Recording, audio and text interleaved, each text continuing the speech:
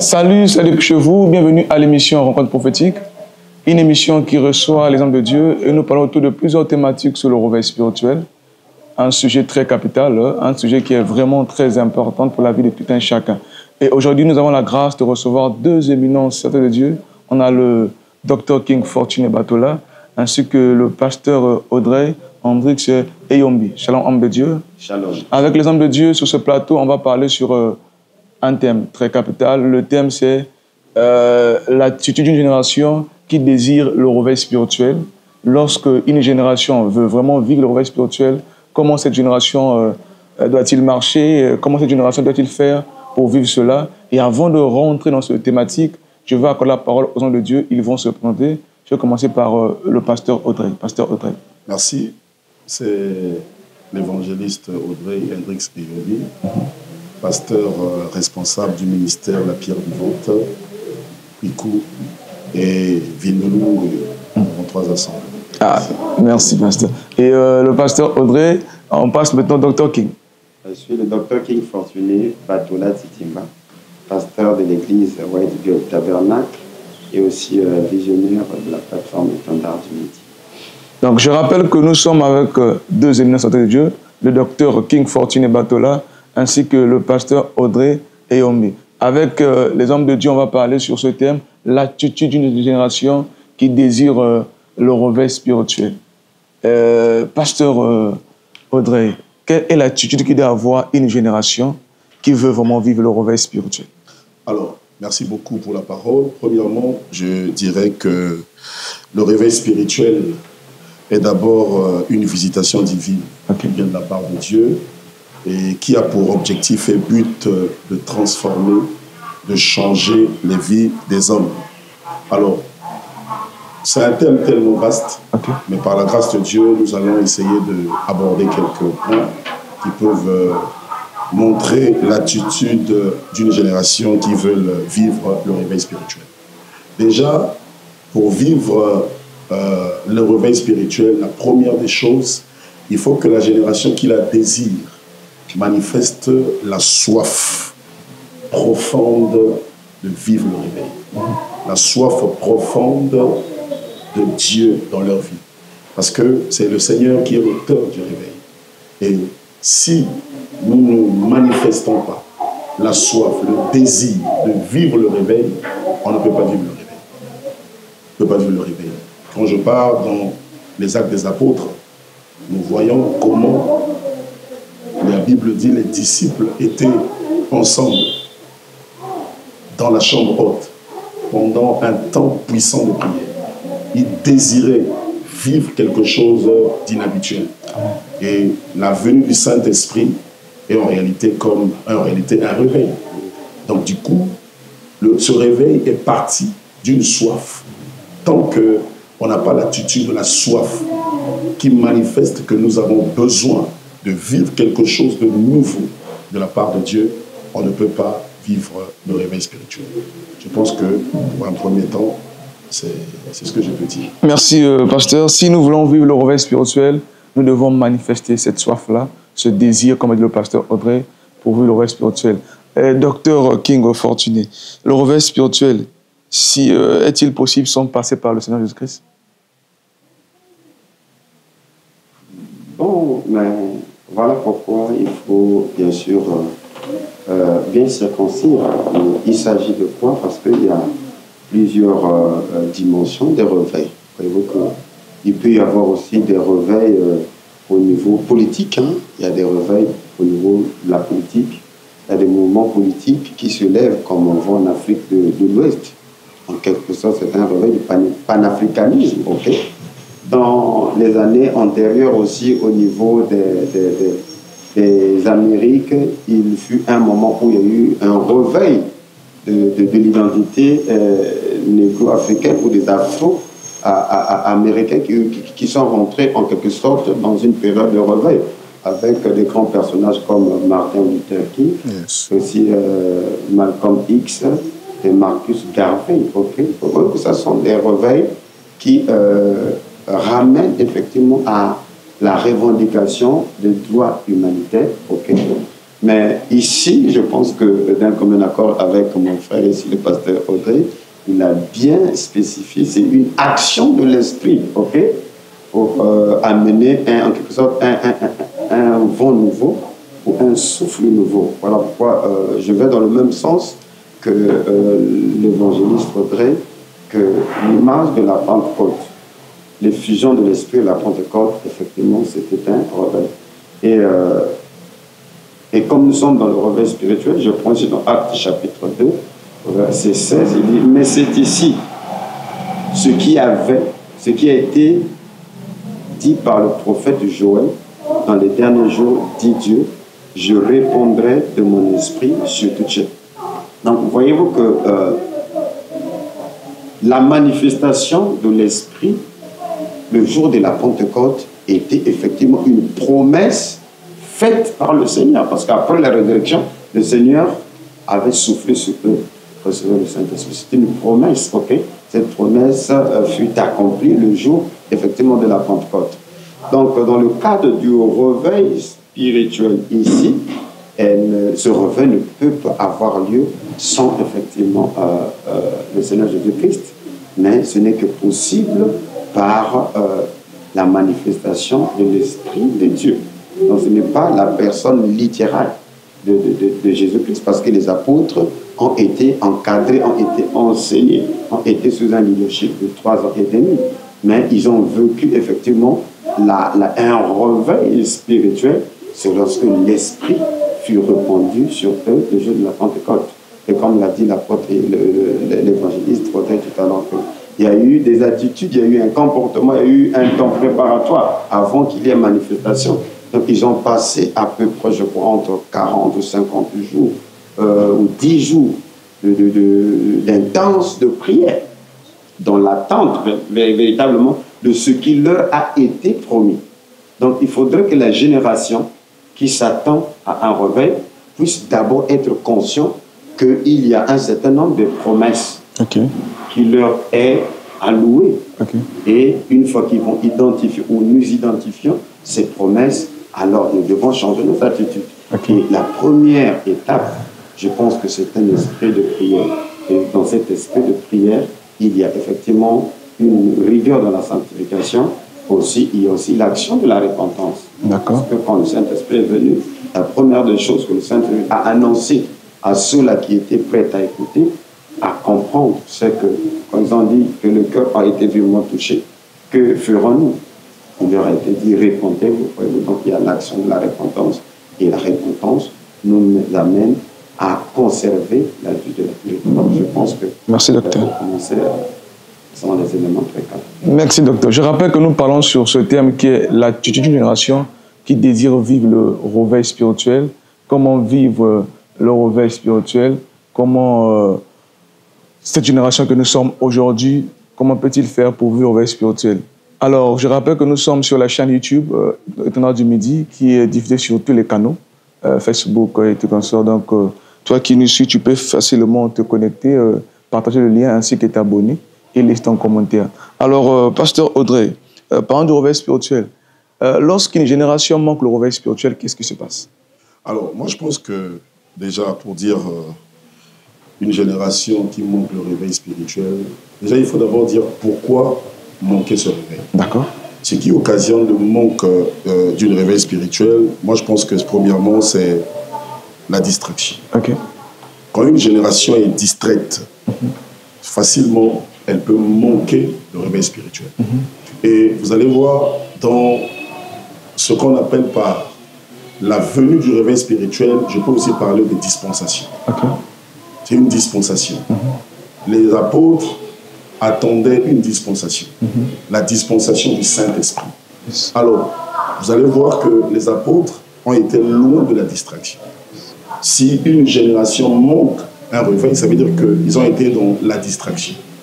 Les apôtres ont été loin de la distraction. Je rejoins le docteur tout à l'heure qui a parlé de la prière. Ils ont passé du temps dans la présence de Dieu.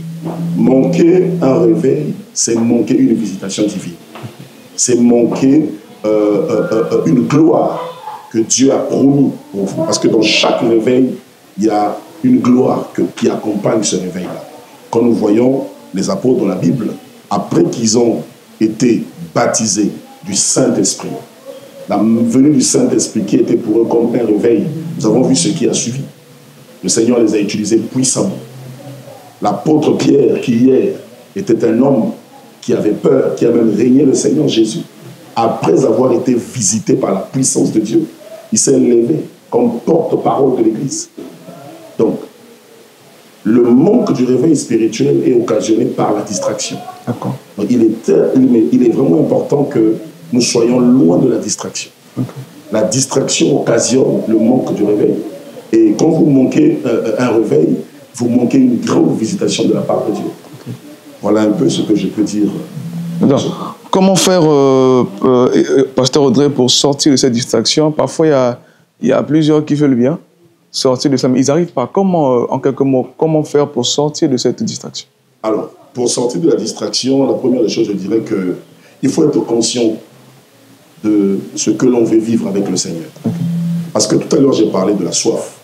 Quand on est conscient, on a une soif, nous attendons quelque chose de la part de Dieu.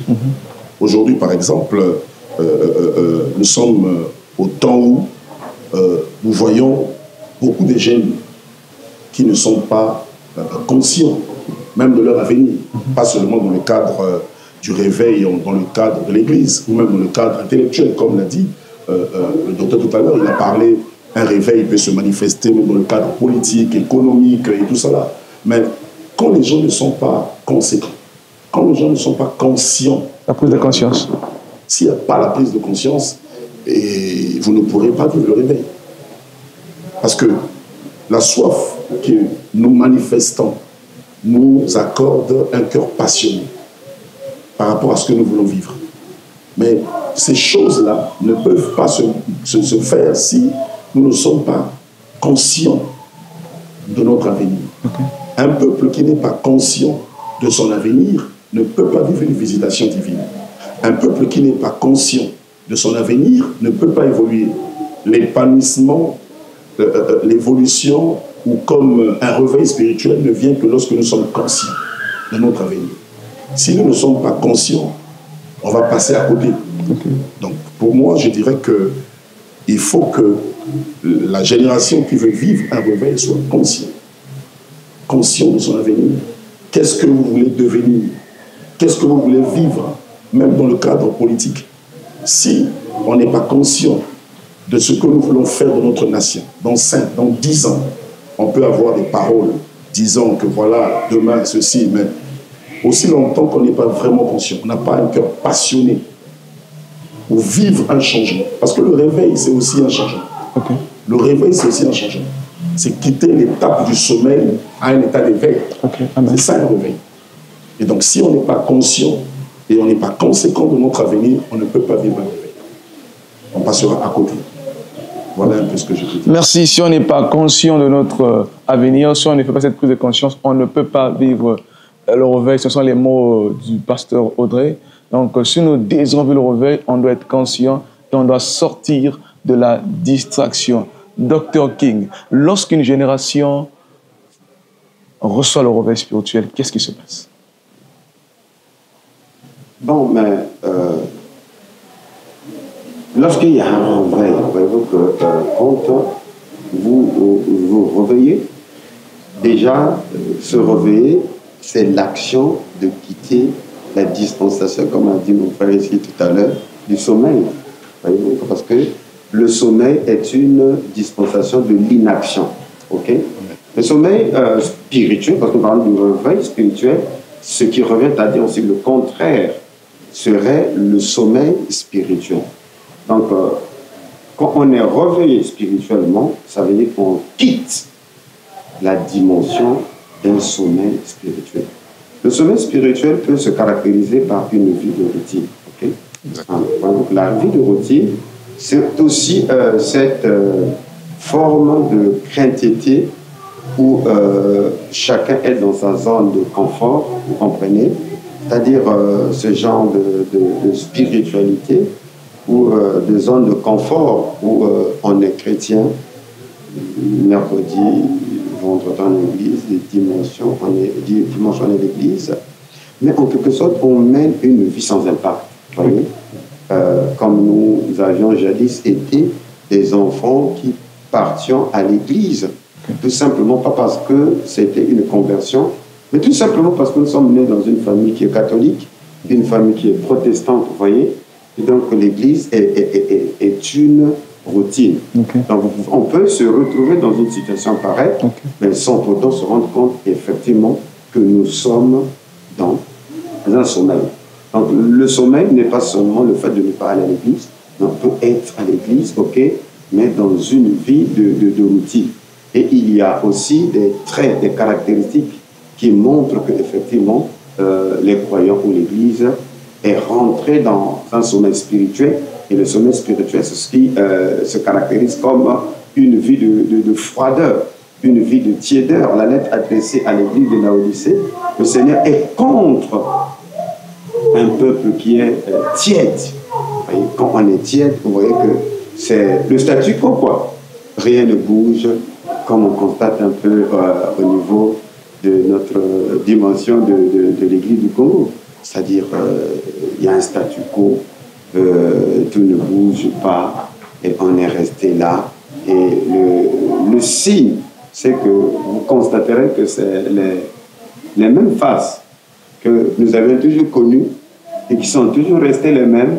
Il n'y a pas de nouvelles faces, il n'y a pas de nouveaux visages. Mais dans les actes des apôtres, vous voyez, quand le vent du Saint-Esprit est venu, en un jour, hein, en quelque temps, le discours de Pierre, il y a eu 3000 âmes. Amen. Voyez-vous, le vent de l'Esprit. Parce que l'Esprit, quand il vient même briser les protocoles. Lorsqu'il y a un réveil, les protocoles sont renversés. Voyez-vous que souvent, dans nos attitudes, dans nos protocoles, avant que quelqu'un aille aux eaux de baptême, il y a des cours d'affermissement. Voyez-vous qu'il faut l'apprendre, ceci. Mais quand c'est une dimension où un vent nouveau souffle, ben, ça brise tous ces protocoles que nous avons établis. Voyez-vous que les âmes ont tellement soif, et même vous-même, parce que les sacrificateurs, voyez-vous que vous vous plongez dans le vent du réveil. Il y a une écriture lors de la dédicace du temple de Salomon. La Bible dit que lorsque Salomon avait prié, après, de façon unanime, ceux-là qui chantaient, ceux-là qui s'élevaient dans le temple, ceux-là qui sonnaient la trompette, ils étaient tellement unanimes comme au jour de la Pentecôte. La nuit, la présence de Dieu est rentrée dans le temple. Et la Bible dit que ceux qui servaient dans le temple, ils ne pouvaient plus faire le service régulier. Parce que la gloire de Dieu était tellement puissante qu'ils ont arrêté de travailler. C'était maintenant le Saint-Esprit, la puissance de Dieu qui était à leur temps. Vous voyez que quand le Saint-Esprit vient, quand il y a un réveil, ça vient modifier, ça vient bouleverser tout ce que parfois les règles humaines ont établi. Donc voyez-vous que lorsque le Saint-Esprit vient dans une dimension puissante pour introduire un vent nouveau, il y a des conversions massives. Le jour de la Pentecôte, le même jour, 3000 âmes ont été baptisées. Et ensuite, la succession de ce réveil, c'est que la Bible dit que chaque jour, le Seigneur a jeté des âmes converties à ceux-là qui étaient déjà convertis. Donc il y avait une loi de multiplication extraordinaire, parce que ceux-là qui avaient reçu le réveil, ils n'étaient plus des personnes statiques. C'est-à-dire qu'ils n'étaient pas des personnes oisives, parce que le Saint-Esprit, quand il vient effectivement dans une nouvelle vague, ok, ça produit en quelque sorte un élan d'évangélisation. C'est la loi de la multiplication. Ok, quelqu'un qui a reçu le réveil, il ne le garde pas pour lui. Amen. Il va communiquer cela. Voyez-vous que ce n'est pas les programmes que l'on fait. Bon, aujourd'hui c'est samedi, vous comprenez? Ça c'est la routine. Bon, on va faire un programme d'évangélisation. Quand le vent souffle, mais mon cher, ça vous laisse plus oisif, vous vous levez, il y a une soif de servir le Seigneur. C'est-à-dire, tant que tu ne fais pas une action, mais le Saint-Esprit bouillonne. Vous comprenez? Et vous êtes surpris que le nombre que vous étiez, s'est multiplié à 7. Aujourd'hui, si nous vivons un réveil, mais les églises seront bandées. Amen. Alors, on va chercher à louer les chefs du quartier, tout ça. Amen. Parce que la Bible dit que Un gars avait produit 100, c'est un réveil. Amen. Un autre avait produit 60, c'est un réveil. Un autre avait produit 30. Donc si nous allons sur ce principe de la multiplication, ça veut dire qu'à chacun de nous par semaine, il doit soit atteindre 30 personnes. On est appelé à parler à 60 personnes, on est appelé à parler à 100 personnes. Donc voyez-vous que c'est ça l'effet que produit le réveil, c'est le travail de l'âme, c'est cette soif de la multiplication, d'annoncer l'évangile du royaume. Voyez-vous, voilà pourquoi le livre de l'apôtre, les actes des apôtres que l'évangéliste André ici avait déjà introduit en commençant, est même le modèle, parce que à un moment donné, l'Église, à cause de la multiplication aussi, ils se sont organisés, ils étaient tellement figés au niveau de Jérusalem. Et quand on est rentré dans le statu quo, c'est maintenant les problèmes sociaux qu'on règle. Hein. Quelles sont les veuves qui n'ont pas reçu beaucoup de nourriture? C'était pas ça la mission. Le Seigneur a permis qu'il y ait des vagues, des vents, des persécutions. Et la Bible dit que quand ils ont été dispersés, c'était le moyen pour que l'évangile de Dieu, la parole de Dieu se propage. Parce qu'il a été dit, vous allez commencer à Jérusalem, après la Samarie, jusqu'aux extrémités de la terre. Pour que l'évangile aille aux extrémités de la terre, il faut une puissance. Une puissance. Et c'est à cela qu'on a vu dans Actes chapitre 8, où Philippe, qui n'était même pas un pasteur, qui était un diacre, qui est allé dans une ville. Et la Bible dit que dans cette ville-là, Simon le magicien était en train de blouir les gens. Mais quand Philippe est rentré dans cette ville avec la puissance de l'Esprit, des signes et des miracles, alors les gens étaient étonnés de ce qu'il y avait une puissance qui était supérieure à celle de Simon le magicien. Et même Simon le magicien lui-même est obligé d'abandonner sa magie et tout ça, c'est gris-gris, pour chercher de se convertir. Vous comprenez ce que fait la puissance de réveil et de réveil spirituel. Donc il y a la libération même des villes. Parce que s'il y a des Simons de magiciens, ça veut dire que la ville est envoûtée, est embrigadée effectivement par ces puissances étrangères. Mais quand la puissance du Saint-Esprit vient, ça vient libérer effectivement les âmes dans une ville, dans un pays. Merci, docteur. Nous comprenons par là, le docteur, que le réveil apporte la délivrance, le réveil apporte le changement, comme a dit l'évangéliste Audrey, ça apporte la transformation. Évangéliste, tenant compte de notre génération actuelle, et vous êtes un pasteur leader des églises, pensez-vous que cette génération est dans le sommeil ou dans le veille? Alors, je veux dire que c'est une question un peu pertinente, mais à voir l'état de l'Église actuelle, on ne va pas dire que la génération est forcément dans le sommeil. Okay. Moi, je pense que c'est juste un problème de prise de décision qui manque. D'accord. On n'est pas dans le sommeil. Nous voyons qu'il y a des églises, il y a des jeunes gens qui sont en train d'œuvrer pour le Seigneur, qui travaillent pour Dieu. Mais ce n'est peut-être pas encore ça.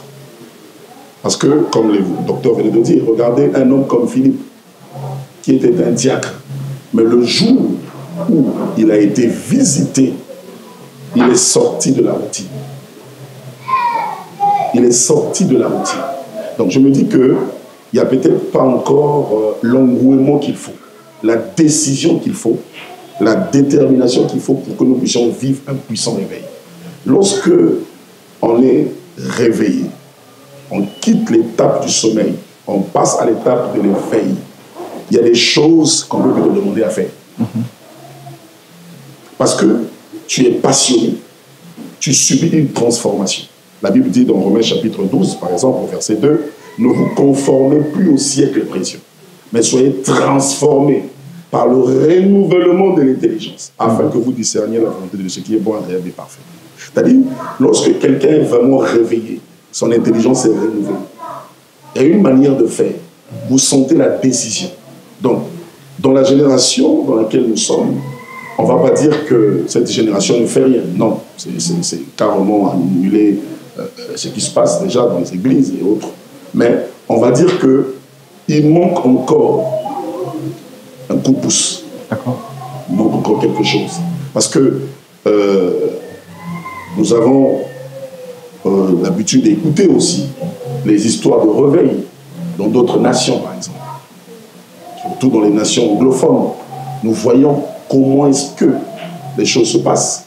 excusez-moi de le dire, j'ai eu la chance, par la grâce de Dieu, d'être en Afrique du Sud l'année dernière, où je suis invité à une convention et j'ai vu des jeunes gens de 18 à 30 ans. Ce que j'ai aimé, c'était la passion qu'ils avaient. J'ai vu ces jeunes gens et une grande convention qui rassemblait près de 10 000 personnes.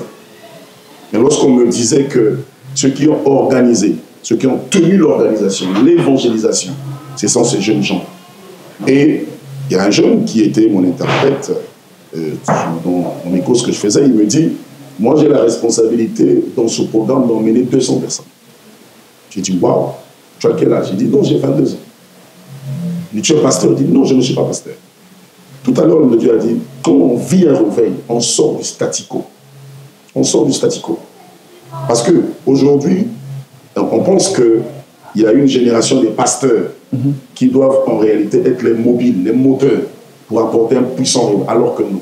Quand on subit un réveil, l'intelligence est transformée. C'est toutes les générations. C'est toutes les générations. J'ai été surpris de voir ces jeunes gens mobilisés, déterminés, motivés à évangéliser. Et chacun avait la responsabilité de mener 200 à 250 personnes. Et ils avaient des bus pour ça. Et quand j'ai vu ça, je me dis, Seigneur, mais ça manque chez nous. Amen. Ça manque chez nous. Parce que chez nous, on se dit que, bon, il y a des choses qui sont encore limitées, il n'y a que le pasteur qui peut faire. Or, quand une génération subit un véritable réveil, on sort de la routine. On ne te pousse pas à faire certaines choses. Je dirais que notre génération, je ne dirais pas qu'ils n'ont pas encore rien fait. Ils sont en train de faire, mais il faut encourager ce qu'on fait déjà. Mais à côté de cela, on doit aussi nous booster nous-mêmes. Okay. Booster cette génération à faire mieux que ça. Mieux que ça. Parce que l'Éternel Dieu attend de nous, attend de cette génération un puissant réveil de notre nation. Quand le réveil a commencé dans les années 92 dans notre nation, on ne poussait pas aux gens d'aller évangéliser. Nous, par exemple, par la grâce de Dieu, nous avons évangélisé dans les marchés, dans les écoles, dans les hôpitaux. Mais vous allez remarquer avec moi que cela a disparu dans cette génération. C'est rare d'entendre que les jeunes gens se sont retrouvés dans un marché, dans une école ou dans un lieu public en train de prêcher. Nous avons prêché dans les écoles, on a prêché dans les marchés, on a prêché dans les universités, on a prêché dans les lieux publics sans que le pasteur nous dise allez le faire. On avait, ça bouillonnait dans nos cœurs, ça bouillonnait dans nos cœurs. Tellement que ça bouillonnait, on était motivés. Et par là, nous avons gagné les âmes. Nous avons gagné les âmes. On se baladait comme ça. Je me rappelle un jour, on se baladait avec certains frères, tout jeunes. On se retrouve au rond-point qu'on appelle à Brazzaville le rond-point Mikalo. Personne ne nous avait dit. On sentait dans notre esprit qu'il fallait prêcher. On a commencé à parler de Jésus. Les minutes qui suivaient, les gens nous ont entourés. Les gens nous ont entourés. Et plus on parlait de Jésus, la foule attroupait vers nous. Et nous avons commencé à prier pour les gens. On a vu des gens pleurer, tomber par terre, s'agenouiller, se repentir. Mais ça, aujourd'hui, on ne voit plus ça. Peut-être lorsqu'il y a une croisade, les gens sortent pour l'évangélisation, mais sinon, le faire régulièrement, parce qu'on a été impacté, on ne le voit plus. Yes. Voilà. Cette spontanéité-là, voilà. Nous l'avons perdu. Et j'allais compléter quelque chose. Ouais, qu'aujourd'hui, nous avons... bon, tu vois que c'est comme on est en train d'élever des arbres, des arbres avec, comment on dit en agriculture, des plantes hybrides. Il faut de l'urée, des engrais, il faut tout ça. Mais alors que nous avons sur la tomate en ville ici, il faut beaucoup des acrobaties. Mais alors que chez nous, dans les villages, quand on brûle là, et même quand on jette là, ça pousse. Donc il y a cet élément-là. Nous nous souvenons, nous, à l'église, nous parcourons des distances à pied, hein, à pied, hein, et vous rentrez tard à pied. La chorale, c'est pas comme aujourd'hui. Bon, il faut payer le déplacement d'un tel, ça n'existait pas. Voyez-vous que tu ne viens pas à la chorale, mais tu ne chantes pas.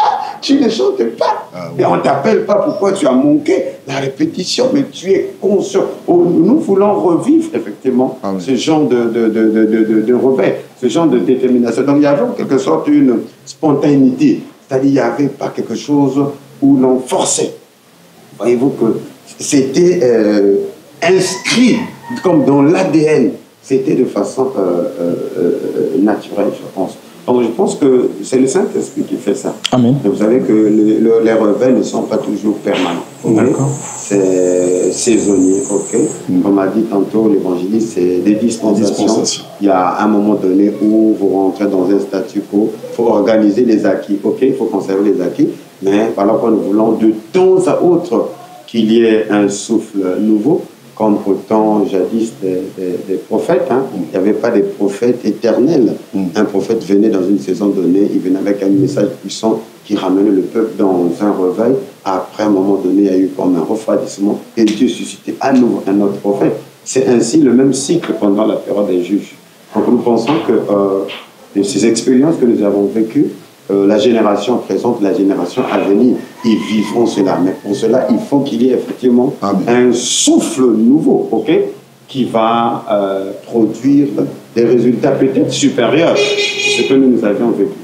Et parfois, effectivement, ce qui peut être aussi l'ancrage ou le blocage, parfois, la génération actuelle attend ça venant d'un pasteur, d'un leader. C'est ça l'erreur. Le réveil de pays de Galles, il y a beaucoup de réveils. Ce sont des réveils qui ont été propulsés par des jeunes gens. Ce ne sont pas des pasteurs qui ont commencé cela. Or, dans la mentalité qui est inscrite dans la jeunesse aujourd'hui, il faut qu'un leader, il faut qu'un grand pasteur, il faut qu'un grand docteur, un grand prophète, un évangéliste se lève et voilà, il va impacter. Or, parfois, Dieu fait des choses de façon contraire. Il prend des choses faibles, parfois pour confondre des choses qui sont fortes. Amen. Donc ça, c'est un élément très, très capital. Comme l'homme de Dieu, l'évangéliste Audrey a dit que il faut la prise de conscience. Il faut que cette génération aussi prenne conscience. Effectivement, ce n'est pas les pères qui seront, comme je l'ai toujours dit, que la succession de leur propre travail. Non. Dans les actes des apôtres, c'est Pierre qui reprend cette promesse. La promesse faite à nos pères, Dieu l'a accomplie pour nous, les fils. Il faudrait que les fils soient conscients que c'est eux qui doivent amener dans les sommités l'œuvre de leur père. Merci, donc, les fils sont appelés à faire plus grand, aller plus haut que leur père. Et pour y arriver, il faut qu'ils comprennent leur mission. Et pour que la mission soit accomplie, c'est là où la notion du réveil spirituel s'impose. Merci, docteur. Cette jeunesse doit s'élever, cette génération doit vraiment s'élever. Si nous voulons vivre le réveil spirituel, si on désire vraiment vivre le réveil spirituel.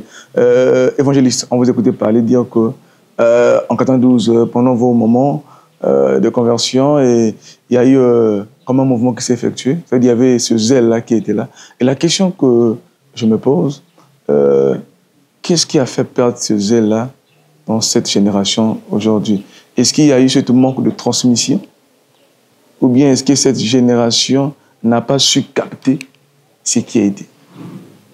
C'est la question que je me pose. Qu'est-ce qui a eu ce manque de zèle-là, homme de Dieu, par rapport à ça? Alors, je dirais que dire qu'il y a eu manque de transmission, peut-être pas. Mais tout simplement, au début, je parlais tout à l'heure de la prise de conscience. Parce que pour que vous recevez quelque chose, il faut aussi la désirer. Il faut la désirer. Alors, hier, nous étions jeunes. Nous avons des aînés qui nous ont impactés, qui nous ont influencés. On a vu comment ils ont travaillé et cela nous a poussés à faire comme eux. Ou de fois à faire même plus. Et il y a aussi le fait que les gens n'ont pas pu eux-mêmes manifester l'attitude, le désir de prendre le relais. Parce que si un peuple ne prend pas conscience de son changement, de sa transformation, même si on vous faisait dire que voilà, il est temps que vous preniez le relais, Si vous-même, vous n'êtes pas conscient que c'est le temps pour vous de prendre le relais, vous n'allez pas le faire. Et deuxièmement, je dirais, nous nous sommes mis comme le docteur disait, dans des zones de confort. Des zones de confort. Il y a eu un temps de latence où les gens se sont plus mis dans les églises. Ça, c'est un fait important. Parce que le réveil va au-delà des églises. On s'est mis dans les églises. À ce moment-là, je vais dire que la faute est un peu partagée. Les pères qui en réalité devaient être ceux qui allaient transmettre, quelque part, ils n'ont pas pu transmettre. Les gens se sont mis dans le zone de confort, dans les églises. Bon, déjà, on est dans notre église, nous avons 500 personnes. Pourquoi encore aller, par exemple, à l'extérieur, parler de la part de Dieu? Parce que le réveil ne s'arrête pas entre les 4 murs de l'église. Le réveil va au-delà des 4 murs. À ce moment-là, moi je pense que ce temps de latence-là aussi est un problème.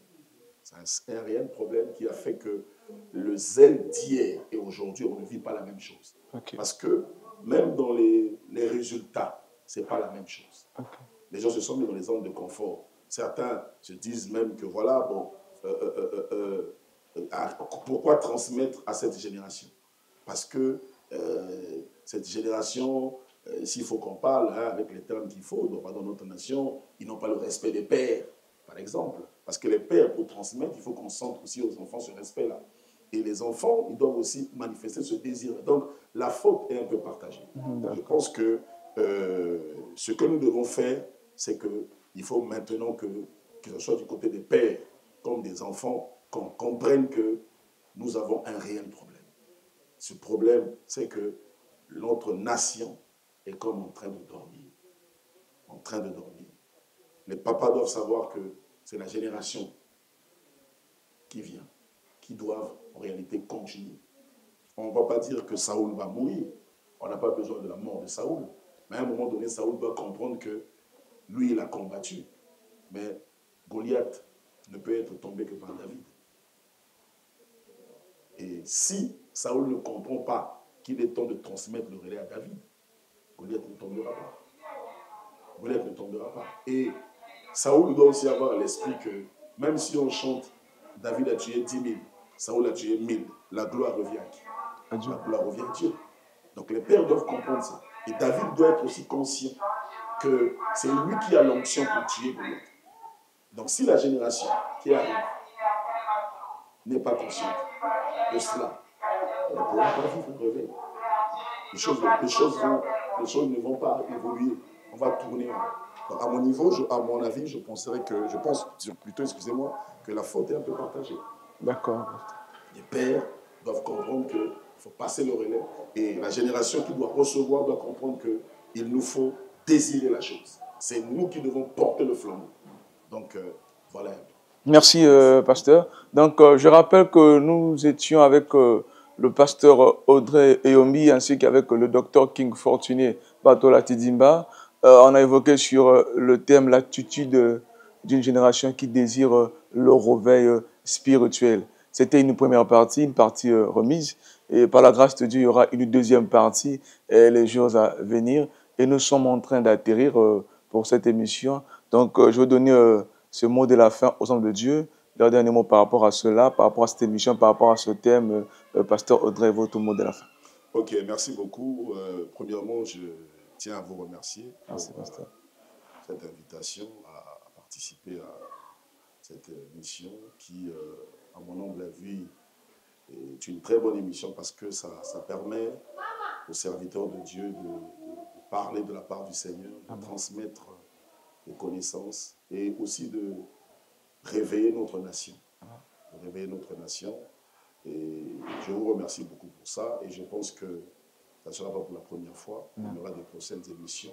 Et vu le thème que nous avons abordé aujourd'hui, un thème riche, et je crois que le Seigneur fera grâce qu'il y ait des prochaines émissions pour que nous puissions encore d'une manière un peu plus large décortiquer sur ce thème. Je vous remercie. Merci, pasteur. Pasteur, il n'y a pas un programme de l'Église, un séminaire, quelqu'un qui est en vue? Alors, merci beaucoup. Je profite déjà de l'émission pour dire que nous avons un grand séminaire. Nous l'avons dénommé le premier séminaire de l'année 2025 qui va commencer le mercredi 5 février et qui prendra fin le dimanche 9. Le thème, c'est « L'échec n'est pas ton point final ». Okay. Et ça sera un puissant programme où nous allons parler de la part de Dieu pour montrer aux enfants de Dieu qu'on peut traverser l'échec, mais l'échec n'est pas notre identité. L'échec n'est pas le point final pour notre vie. L'échec n'est pas le plan divin de Dieu pour nous, mais l'échec, c'est un tremplin. Il nous permet de fois d'aller vers d'autres dimensions que Dieu attend de nous. Donc, du 5 au 9, nous aurons ce puissant programme-là. Nous invitons le peuple de la ville Océane et de prendre massivement part à cela. Ça sera à notre assemblée centrale de Picou. L'assemblée centrale de Picou, si vous me permettez. Oui, situé. L'entrée est dans la ruelle qui est en face de la gare routière Océan du Nord. Donc, quand vous êtes à Picou, vous montez la ruelle en face de la gare routière Océan du Nord, vous longez cette ruelle-là, 5e avenue à l'angle. L'avenue de l'école Tignambi à l'angle, non loin de l'école Étendard. Donc, l'église, la pierre vivante, Assemblée centrale, Picou, nous sommes là. Pasteur, quels sont les numéros qu'il faut contacter au cas où une personne aimera participer à ce grand séminaire? Ok, le numéro c'est le 04 104 24 99. 04 104 24 99. Merci, pasteur. Le chèque n'est pas ton point final. En 2025, tu peux surpasser tes limites, quoi. Donc, c'est un bon moment de séminaire. Nous t'invitons massivement pour nous parler de cela. Et mot final au docteur King par rapport à cela. Merci pour cette émission qui nous donne l'opportunité, effectivement, de souligner les mots qui semblent ralentir l'avancée du programme de Dieu par rapport à l'Église, et puis traiter de long en large les questions sur le revêt. Je crois qu'avec mon frère ici, l'évangéliste et pasteur Audrey, il y a beaucoup de choses qui ont été développées, d'ailleurs, qui nous ont ramenés dans une période nostalgique. Amen. Donc, je crois que nous y reviendrons pour creuser profondément et puis chercher à exhumer ce qui est nécessaire pour la transmission, bien sûr, du témoin à la nouvelle génération. Parce que nous avons été impactés. Je pense que c'est à notre tour aussi d'impacter la génération qui vient après. Au reste, que le Seigneur Jésus-Christ vous bénisse. Merci. Merci d'avoir été nombreux de nous suivre de partout. C'était votre frère, Kostele Likibi, celui qui prend l'émission. On était avec le pasteur Audrey et Ombi, ainsi qu'avec le docteur King Fortuné. Et donc, le thème, c'était la génération qui désire vivre le réveil spirituel. On ne va pas finir cette émission sans demander au pasteur de faire un cri de cœur pour les partenaires. Cette émission amène des partenaires pour s'élargir, pour mieux faire des choses vraiment à travers le pasteur Audrey. Un cri de cœur pour ceux qui nous suivent, pour soutenir et accompagner l'émission. Ok, merci. Alors, je dirais à tous ceux qui suivent cette émission, je pense qu'il est important d'investir pour l'avancement du royaume. Parce que quand nous investissons, excusez-moi, pour l'avancement du royaume, la Bible nous montre clairement que c'est notre richesse qui est cachée dans les lieux célestes. Je fais appel à tous les hommes de Dieu, serviteurs, servants de Dieu, qui ont un cœur généreux de soutenir cette émission. La Bible dit que lorsque Moïse a désiré la construction du temple envoyé par l'Éternel, tous ceux qui avaient le cœur généreux ont vivement apporté. Ils ont même apporté au-delà, au point où jusqu'au soir, Moïse était obligé d'arrêter le peuple. Je vous appelle massivement à soutenir cette émission. Celui qui investit dans l'avancement de l'œuvre de Dieu ne perd pas, il gagne. Il gagne. Moi, personnellement, je suis déjà partenaire de cette émission. Amen. Et je vous appelle aussi à être partenaire de cette émission. Là où vous êtes, que le Seigneur parle à votre cœur. Merci, que Dieu vous bénisse. Merci, que Dieu vous bénisse. On se dit, on se retrouve prochainement. Et on se dit, ciao, au revoir.